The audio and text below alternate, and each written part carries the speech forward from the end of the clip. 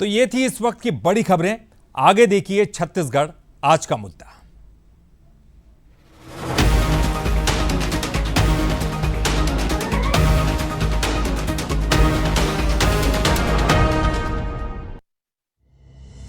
छत्तीसगढ़ में वादों का फर्ज निभाने के लिए साय सरकार पहली बार कर्ज लेने जा रही है।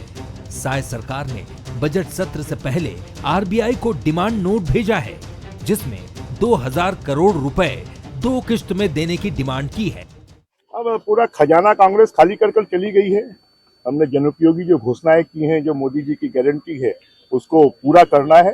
तो उसके लिए सरकार 2000 करोड़ का, अभी तक कांग्रेस ने जो कर्ज लिया वो तो पूंजीगत व्यय के लिए नहीं लिया, राजस्व व्यय के लिए लिया, परंतु हम जो कर्ज ले रहे हैं वो विकास के लिए ले रहे हैं। कर्ज को लेकर छत्तीसगढ़ में सियासत कैसे गरमाई, ये भी आपको बताएंगे, पर उससे पहले आंकड़ों में कर्ज का गणित समझिए। बजट सत्र से पहले छत्तीसगढ़ सरकार लेगी कर्ज। 2000 करोड़ का लोन 2 किश्त में लिया जाएगा। साय सरकार वादे पूरे करने के लिए लेगी लोन। फिलहाल प्रदेश पर 88,000 करोड़ से ज्यादा का कर्ज। 2018 से पहले करीब 41,000 करोड़ था कर्ज। बघेल सरकार में छत्तीसगढ़ पर दोगुना हुआ कर्ज। हर महीने औसतन 460 करोड़ का ब्याज भरा। जाहिर है कर्ज को लेकर पहले बीजेपी ने भूपेश सरकार पर आरोप लगाए, कर्ज लेकर घी पीने की बात तक कही। अब कांग्रेस विपक्ष की भूमिका में आ चुकी है, तो सरकारी खजाना खाली करने की बात बीजेपी कह रही है। इधर कांग्रेस का कहना है कि बीजेपी से सरकार नहीं संभल रही। भारतीय जनता पार्टी से सरकार नहीं संभल रही। जब हमारी सरकार थी तो पिछले 2 वित्तीय वर्ष में हमारी सरकार ने एक भी रुपए का कर्ज नहीं लिया था। दूसरी बात है, मात्र 2000 करोड़ का कर्ज लेने जा रहे हैं, जबकि यदि वास्तव में इन्हें अपने वादों को पूरा करना है तो 12,000 करोड़ रुपए तो अतिरिक्त भुगतान के लिए धान खरीदी में चाहिए। 3100 रुपये प्रति क्विंटल के हिसाब से जो इन्होंने वादा किया है एक मुश्त भुगतान का, उसके बारे में कोई इनके पास में कोई इनका अभी तक कुछ भी कार्य योजना नहीं बनाया। कर्ज को लेकर चल रही सियासत के बीच गौर करने वाली बात यह है कि 2024 चुनाव से पहले सरकार को 2023 चुनाव में किए गए वादे पूरे करने की दिशा में बढ़ना होगा। साथ ही विकास को गति देने के लिए भी बीजेपी को लोन की जरूरत होगी। सरकार के लोन लेने से आम जनता को कितना फायदा पहुंचेगा और हितग्राहियों को कितना लाभ मिलेगा, ये भी बड़ा सवाल है। गौरव शुक्ला के साथ कुलेश्वर पांडे, बंसल न्यूज, रायपुर। नमस्कार, बहुत बहुत स्वागत है आपका आज का मुद्दा में। मैं हूं आपके साथ ललित और हमारा आज का मुद्दा है वादों का कर्ज। छत्तीसगढ़ की साय सरकार पहली बार कर्जा लेने जा रही है। बजट सत्र से पहले आरबीआई को 2000 करोड़ का डिमांड नोट भेजा गया है। एक तरफ तो साय सरकार मोदी की गारंटी पूरा करने की बात कह रही है, तो साथ ही साथ बीजेपी का आरोप यह भी है कि उन्हें जो खजाना मिला वो खाली मिला। इधर कांग्रेस कह रही है कि बीजेपी से सरकार नहीं संभल रही है। तो कर्ज की इस सियासत के बीच क्या है 24 का समीकरण? कर्ज का आम जनता और योजनाओं पर क्या होने वाला है असर? इन्हीं कुछ सवालों को जानने की हम कोशिश करेंगे, तलाशने की कोशिश करेंगे। हमारे साथ मेहमान जो मौजूद हैं, चलिए उनसे आपका परिचय करा दें। श्रीचंद सुंदरानी जी हमारे साथ हैं, बीजेपी के नेता हैं छत्तीसगढ़ के। आपका बहुत बहुत स्वागत करते हैं बंसल न्यूज़ पर। साथ ही साथ हमारे साथ छत्तीसगढ़ कांग्रेस के प्रवक्ता शशि भगत जी हैं। शशि जी, आपका भी बहुत बहुत स्वागत बंसल न्यूज़ पर। और हमारे साथ वरिष्ठ पत्रकार अनिल द्विवेदी जी हैं। अनिल जी, आपका भी बहुत बहुत स्वागत करते हैं। चलिए मैं शुरुआत अनिल जी आप ही के साथ करना चाहूँगा।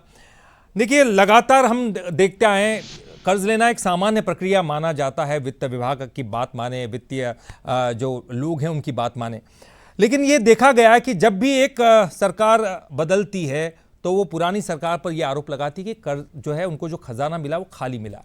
कर्जे की तो ज़रूरत है। आप किस तरह से देखते हैं इसके समीकरण को? आने वाला लोकसभा चुनाव है, उस पर क्या असर होगा? आम जनता पर क्या असर होगा? जी सर।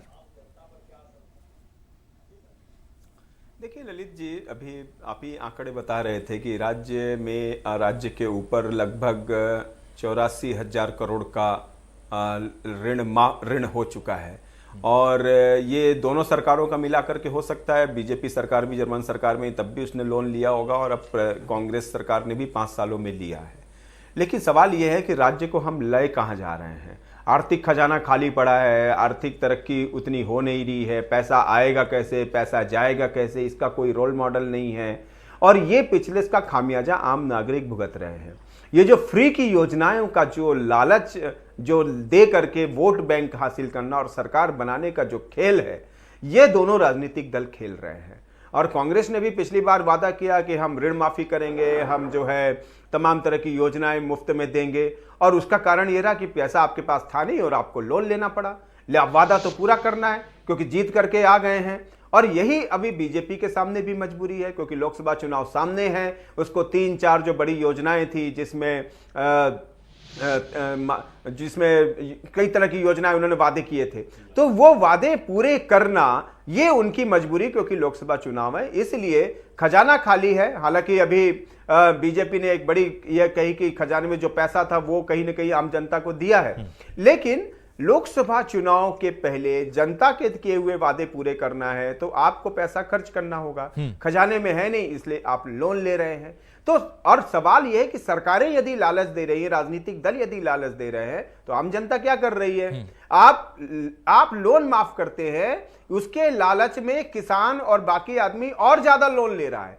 तो जो लोन राज्य सरकार पे चढ़ा हुआ वो तो ये आंकड़े हुए, लेकिन उस लोन की राशि का क्या है जिसे लोन के लालच में लोन लिया जा रहा है। आम आदमी ले रहा है, किसान ले रहे हैं, कर्ज माफी की बात हो रही है। तो इस तरह से लगातार राज्य जो है ऋण के बोझ में उतर रहा है। मुझे लग रहा है इससे इसको बचने की जरूरत है। रमन सरकार जब 15 साल रही उसने बहुत कम लोन लिया था। उसने कोशिश की कि जितना पैसा हम अपने से ले सकते हैं उसके आधार पर ही परिवार चलाया जाए, सरकार चलाई जाए, यानी जितना पैर उतनी चादर के हिसाब से पैर फैलाए जाए।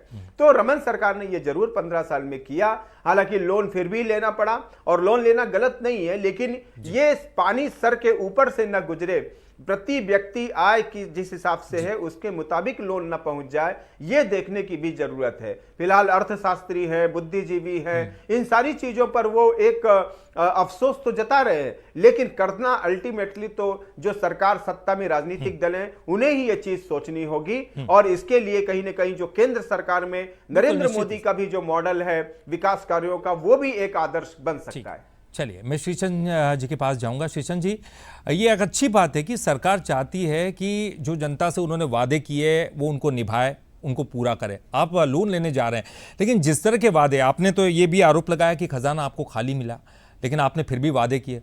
लेकिन आपके जो वादे बता रहे हैं, कांग्रेस भी आरोप लगा रही है कि 12,000 करोड़ रुपए तो आपको केवल जो धान खरीदी वाला वादा है 3100 रुपये वाला, उसमें ही आपको लग जाएंगे। इसके अलावा अगर हम देखें मोटा मोटी तो करीबन 20,000 करोड़ के करीबन आपको हर साल लगना चाहिए। आप तो 2,000 करोड़ के लिए पहली बार ये अप्लाई कर रहे हैं, लेकिन कैसे आप कर्जे को कंट्रोल में कैसे करेंगे सर? देखिए, निश्चित रूप से ललित जी आपने सही कहा कि वादे पूरे करने हैं तो निश्चित रूप से वित्तीय प्रबंधन भी हमको अच्छे से करना होगा।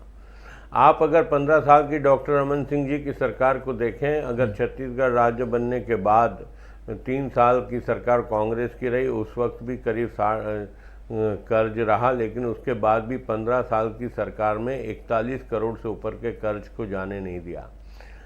5 साल अकेले में कांग्रेस ने 43,000 करोड़ रुपए का नया कर्ज दिया। वित्तीय प्रबंधन इतने खराब थे, भ्रष्टाचार हर जगह था, बड़ा भ्रष्टाचार था। शराब का घोटाला बड़ा घोटाला साबित हुआ, कोयले का घोटाला बड़ा घोटाला साबित हुआ। ऐसे अगर हम घोटाले को देखें तो लीकेज बहुत सारे थे सरकार में।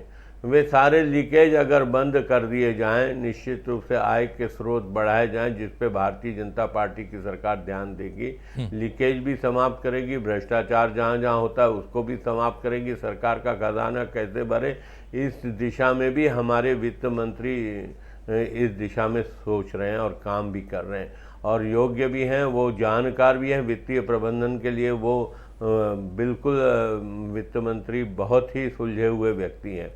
तो निश्चित रूप से प्रारंभिक दौर में जरूर हम 2000 करोड़ रुपए के कर्ज की बात कर रहे हैं। थोड़ा सा कर्ज हमको लेना पड़ेगा शुरुआती दौर में, क्योंकि खाली खजाने के साथ सरकार मिली है। सरकार को रास्ते पे लाने में हमें 1 साल लगेगा। 1-1.5 साल के वित्तीय प्रबंधन हमको बहुत मजबूती से करने होंगे, तो हम वादे भी पूरे कर पाएंगे और विकास भी कर पाएंगे। क्योंकि कांग्रेस ने विकास बिल्कुल नहीं किया, न पूरी तरह से वादे लागू कर पाए, न छत्तीसगढ़ का विकास कर पाए, न सड़कों का जाल बिछा पाए। नहीं तो ये एक सवाल इसीलिए उठता है ना सर श्रीचंद जी, सवाल इसलिए उठता है कि जब आपके पास पैसा नहीं था, आपने आरोप लगाया कांग्रेस ने जो है खजाना खाली करके दिया। खजाना तो नहीं था और अभी पैसे जो है आने बाकी है, कैसे आएंगे? आप कर्जा लेकर फ्रीबीज की पॉलिसी, जैसे कि हमारे पत्रकार साहब जिक्र करते हैं अनिल जी, कि फ्रीबीज की जो पॉलिसीज हैं वो आप उनकी डिमांड मानते हैं, जो अलग अलग आप वादे करते हैं, तो उनको निभाने के लिए पैसों की जरूरत होगी, तो आपको कर्जा लेना ही पड़ेगा, आपके पास दूसरा विकल्प ही नहीं। ललित जी, मैंने कहा ना कि हम वित्तीय प्रबंधन को मजबूती से करेंगे, हम आय के स्रोत बढ़ाएंगे और लीकेज समाप्त करेंगे। भ्रष्टाचार के कारण जो करोड़ों अरबों रुपए इस सरकार का जो राजस्व जमा होना चाहिए था नहीं हुआ और भ्रष्टाचार की बलि चढ़ गया, चाहे वो दिल्ली की कांग्रेस पार्टी के पास गया, केंद्र की कांग्रेस पार्टी के पास गया, या नेताओं की जेब में गया, या अधिकारियों की जेब में गया। आज ईडी के मामले सारे अधिकारी नेताओं के खिलाफ चल रहे हैं। यह ऐसी स्थिति छत्तीसगढ़ में निर्मित न हो और छत्तीसगढ़ स्वयं अपने पैरों पे, जिस प्रकार डॉक्टर रमन सिंह जी की सरकार के समय खड़ा था 15 साल, वैसा ही पुनः छत्तीसगढ़ अपने पैरों पे खड़ा हो जाए, यह प्रयास हम करेंगे। हमें 1-1.5 साल की तकलीफ होगी और निश्चित रूप से वादे पूरे करने के लिए हमको कर्ज का सहारा भी लेना पड़ेगा और कहीं ना कहीं वित्तीय प्रबंधन मजबूती से हो और आम जनता तक वादे भी पहुंचे और आम जनता तक विकास भी पहुंचे। हम सिर्फ वादे पूरे करने की बात, डेवलपमेंट भी आपको करना है, विकास करना है, वादों को पूरा भी करना है, और ये पैसों का अरेंजमेंट कहां से करना है ये धीरे धीरे करके समझ में भी आएगा कि आप किस तरह से पैसों की जुगाड़ करते हैं। फिलहाल हम शशि जी का रुख करेंगे। शशि जी, आपने ये आरोप लगाया कि जो है बीजेपी को सरकार चलाना नहीं आता, ये आरोप लगा रहे, लेकिन अगर हमने देखा 40,000 करोड़ का जो कर्जा कांग्रेस ने लगभग लिया है, जो हम कह सकते हैं कि 42,000 या 41,000 करोड़ का रमन सिंह के समय लास्ट में था, जस्ट डबल 5 साल में हो गया। यानी कि 5 साल में जो है भूपेश बघेल सरकार ने डबल कर दिया कर्जे को। आप इतना बड़ा कर्जा लेकर बैठे और आरोप लगा रहे हैं बीजेपी पर। छत्तीसगढ़, ललित जी, अव्वल तो मैं एक बात कहूं कि आपने एक बात स्पष्ट रूप से कहा और बहुत स्पष्ट है कि वादों का कर्ज जो आपका टॉपिक है वाकई शानदार है। और आपको ये बात बता दूं, पिछले 5 सालों के दरमियान कितनी बड़ी राष्ट्रीय त्रासदी आई। कोरोना काल के दरमियान चाहे किसी भी चीजों की कमी का एहसास यहाँ की छत्तीसगढ़ की जनता को नहीं हुआ, ये अपने आप में एक बहुत बड़ी चीज है।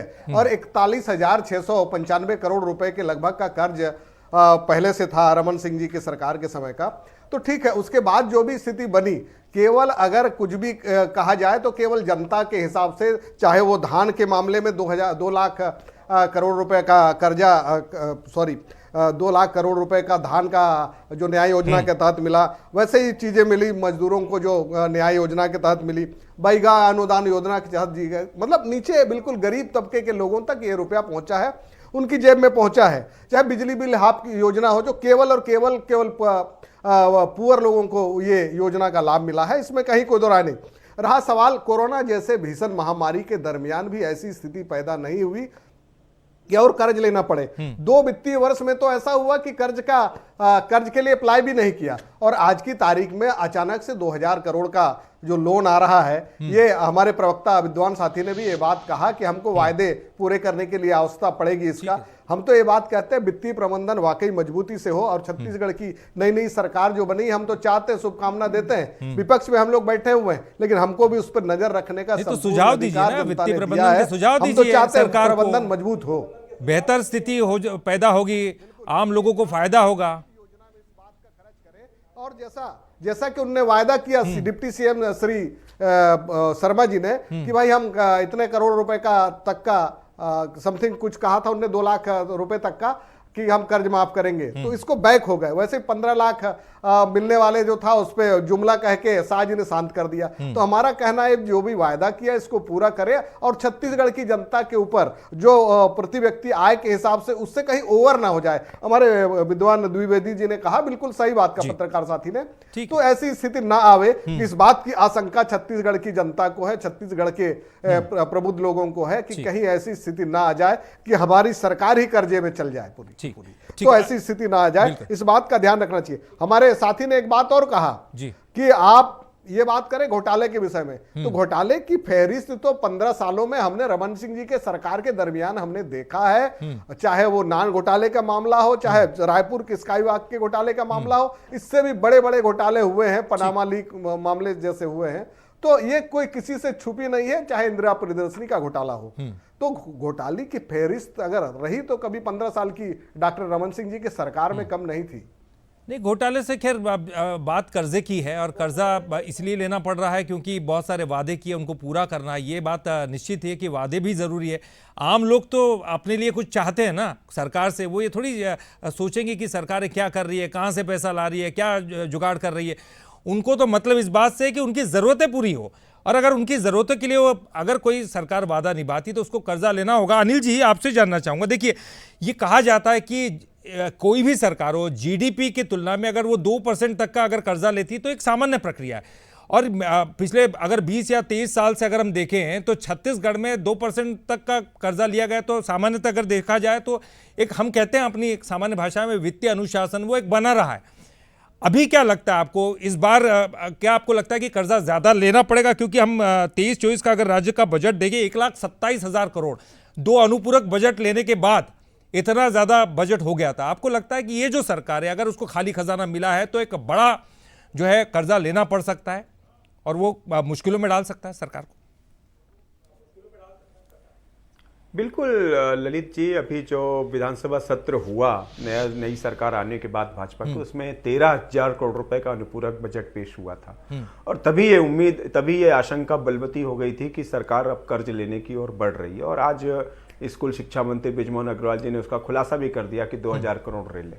गलत नहीं है, कोई भी सरकार लोन लेती है तो वो जनता के हित के लिए और उसके विकास कार्यों के लिए ही लोन लेती है, लेकिन लोन लेने में और खुद के पैरों पर मजबूत स्थिति में खड़े होने में फर्क है। आपको याद होगा कि 1900 चंद्रशेखर सरकार जब बनी थी, देश का सोना गिरवी रखना पड़ा था विदेशों में, इतनी हालत खराब थी। लेकिन उसके बाद जब मनमोहन सिंह वित्त मंत्री बने और देश की स्थिति मजबूत हुई, नरसिंह राव सरकार में भी आगे बढ़े और देश का खजाना ठीक किया गया और आर्थिक स्थिति ठीक की गई। क्या ये प्रदेश में नहीं हो सकता? चाहे कांग्रेस की सरकार हो, चाहे बीजेपी की सरकार हो। और आप देखिए कि जो महान दार्शनिक चाणक्य थे, उनका राजकाज करने का तरीका आप देखिए। चाणक्य क्या करते थे कि जब वो किसी से राजकाज करते थे तो खुद सरकारी दिया जलाते थे, और जब कोई पर्सनल व्यक्ति मिलने आ जाता था, संबंधों पे आधारित बात होती थी, तो वो अपना दिया जला लेते थे, सरकारी दिया बुझा देते थे। तो इस तरह की पारदर्शिता, अनुशासन, वित्तीय दृढ़ता दिखाने की जरूरत सरकारों के बीच है। ऐसा नहीं है कि खर्चे सरकार में नहीं सीमित नहीं हो सकते। मुझे याद है कि जब भूपेश बघेल सरकार थी तो शनिवार की छुट्टी इसलिए कर दी गई थी ताकि जो डेली के खर्चे हैं वो बचाए जा सके और खजाने पर बोझ कम पड़े, इसलिए 4 दिन शनिवार की छुट्टी और बढ़ा दी गई। हालांकि उसका निगेटिव ये भुगतना पड़ा कि डेवलपमेंट अवरुद्ध हुआ और अनावश्यक छुट्टियां दे दी गई आपने, और उससे जगह न कहीं जनता के विकास कार्य अवरुद्ध हुए। तो तमाम तरह की चीजें हैं कि आपको वित्तीय अनुशासन करना पड़ेगा, आपको टैक्स बढ़ाने पड़ेंगे, वो भी जनता की जेब में जाएगा, वो भी आप वहीं से वसूलेंगे, लेकिन टैक्स की मार जनता के बीच पड़ेगी। इसी तरह भ्रष्टाचार आपको रोकने होंगे। ऑनलाइन बिड क्यों नहीं की जा सकती हर जगह? ऑनलाइन ट्रांजैक्शन के काम क्यों नहीं हो सकते? अगर ये होंगे तो भ्रष्टाचार रुकेंगे। ठेकेदारों में जिस तरह से निविदाएं होती हैं, ऑनलाइन निविदाएं टेंडर किए जा सकती प्रक्रिया, इससे आप करप्शन को रोक सकते हैं। तो ये से तमाम विकल्प हैं जब सरकार को अपनाने होंगे, लेकिन इसके लिए वित्तीय सलाहकार उनकी कितनी मदद करते हैं, वो उनसे लेते भी हैं कि नहीं लेते हैं। और मैं एक बात और कहूं कि बीजेपी सरकार ने जो 2 बड़ी योजनाएं घोषणाएं लागू की थी जनता के बीच, पहला एक तो धान खरीदी, और उसके बाद फिर 2 साल का बचा हुआ बोनस, और तीसरा महतारी वंदन योजना। ये योजना कहीं ना कहीं बीजेपी के लिए तुरुप का इक्का साबित हुई और सरकार बन पाई, लेकिन इस योजना जुगाड़ करना बड़ा मुश्किल कहना चाहूंगा कि बिल्कुल। और जैसे कि आपने जिक्र, हाँ जी अनिल जी, महिला को वो आप दे रहे हैं। सवाल यह है कि क्या सामान्य वर्ग की महिला जो करोड़पति है, अरबपति है, क्या उस महिला को भी आप देंगे 13,000 रुपए साल का फ्री? इस तरह के एक विकल्प आपको रखने होंगे ताकि जो जरूरतमंद है, जो गरीब है, जो वास्तव में सक्षम नहीं है महिलाएं, उन्हीं को ये राशि दी जाए। आपने एक बहुत अच्छा उदाहरण दिया अनिल जी, एक बहुत अच्छा उदाहरण दिया कि चाणक्य के समय कितना वित्तीय अनुशासन था, किस तरह से आदर्श एक अलग तरह का था कि अपना सरकारी दिया छोड़कर अपना खुद का दिया जलाते थे। क्या आजकल की सरकारें उस तरह के आदर्शों का पालन करती हैं? आजकल की जो राजनीति उस तरह की है क्या? श्रीचंद जी देखिए, वित्तीय प्रबंधन बहुत बड़ी समस्या है। आपने जब जो है वादे किए, बहुत सारी, ठीक है, अच्छे बातें, नेक वादे हैं, लोगों की ज़रूरतों को पूरा करना ज़रूरी है हर सरकार के लिए, लेकिन कभी आपने सोचा कि इन वादों को पूरा कैसे किया जाएगा, वित्तीय प्रबंधन कैसे किया जाएगा? ठीक है, जैसे सर कह रहे थे कि आपने टैक्स लगाया तो फिर भी जनता पर आता है बोझ, और तमाम जो आपके जैसे सड़कों पर आप गाड़ियों के चलाने की बात करें, उसमें भी जो है अनुशासन बिगड़ता हुआ दिखाई देता है। क्या कुछ आपने तय कर रखा? अभी तक कोई योजना है आपके पास? ललित जी, निश्चित रूप से जिस समय हम लोगों ने घोषणा पत्र बनाया, सारे तथ्यों की जानकारी हमारे पास थी, सरकार के खजाने की स्थिति की भी जानकारी हमारे पास थी, और निश्चित रूप से कैसा पूरा करेंगे इसके लिए भी हमारे पास योजना है, और उस योजना को ध्यान में रखते हुए ही हमने इसकी घोषणाएं की है। आप देखिए, बिना कर्ज लिए, अभी तक तो कर्ज लिया नहीं है, 2,000 करोड़ का आवेदन मात्र है। हमने 2 साल का बोनस दिया 3700-3800 करोड़ रुपए का, जो 16-17 का बकाया था। 18 लाख मकान पहले ही कैबिनेट में हमने स्वीकृत किया। 70 लाख परिवारों को कहीं न कहीं 5 किलो चावल देने की बात हमने मुफ्त में की है, वो पास कर दिया और देना भी शुरू कर दिया। 20,000 नागरिकों को हर साल अयोध्या यात्रा की बात है। 50 लाख परिवारों को नल का, चलिए ठीक है सर, आप इन सब चीजों की बात कर रहे हैं। निश्चित तौर पर जो है हम भी चाहेंगे, बल्कि तमाम जो जनता भी चाहेगी, उनकी जरूरतों को पूरा जरूर किया जाए। आप कैसे करते हैं, देखिए आपकी हेडेक है, क्योंकि एक सरकार के बाद दूसरी सरकार आती और जाती रहती है, लेकिन जनता जो है अपनी आवश्यकताओं की पूर्ति किससे करवाती? सरकार के द्वारा जी। और अगर आप वो आवश्यकताओं की पूर्ति करने के लिए एक अच्छी तरह से वित्तीय प्रबंधन कर पाते हैं, तो इससे बढ़िया कोई बात हो नहीं सकती है। मुझे लगता है कि ऐसे मामलों में जो विपक्ष है उनको भी साथ देना चाहिए। चलिए, बहुत बहुत शुक्रिया, समय इतना ही था हमारे पास।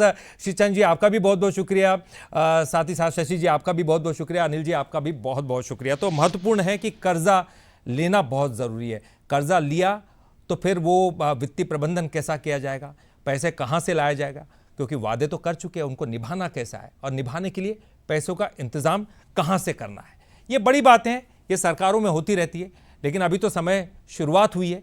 देखना होगा कि आने वाले समय में सरकार क्या कुछ करती है वित्तीय प्रबंधन के लिए। फिलहाल इस आज का मुद्दा में इतना ही। आगे भी बंसल न्यूज़ पर खबरों का सिलसिला लगातार जारी है।